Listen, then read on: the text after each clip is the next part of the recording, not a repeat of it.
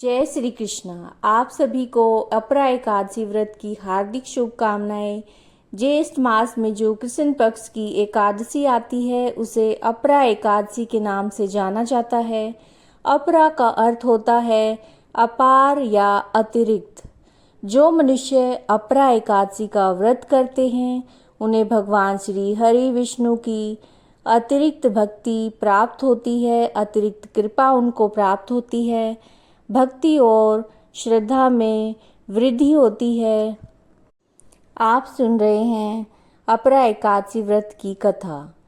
युधिष्ठिर ने पूछा, हे भगवान, ज्येष्ठ मास की कृष्ण पक्ष की एकादशी का क्या नाम है और उसका महात्म्य क्या है? श्री कृष्ण भगवान बोले, हे राजन, ज्येष्ठ मास में कृष्ण पक्ष की एकादशी का नाम अपरा एकादशी है।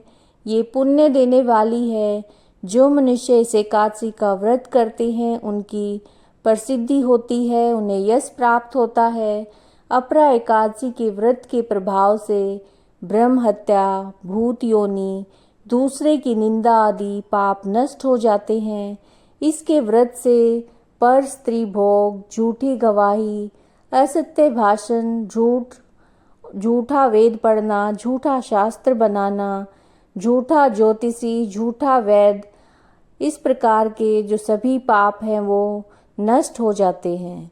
जो क्षत्रिय युद्ध क्षेत्र से भाग जाए तो वो नरक को जाता है, और जो शिष्य गुरु से विद्या ग्रहण करते हैं लेकिन बाद में उनकी निंदा करते हैं तो अवश्य ही नरक को जाते हैं।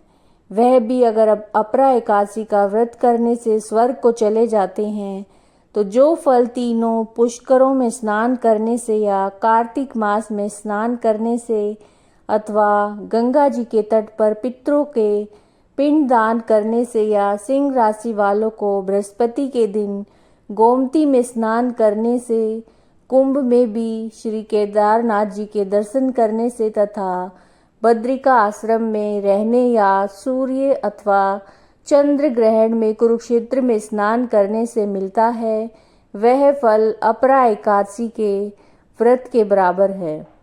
हाथी घोड़े के दान से तथा यज्ञ में स्वर्ण दान से जो फल मिलता है वो हाल ही ब्याई हुई गाय या फिर स्वर्ण के दान का फल भी इसके फल के बराबर होता है।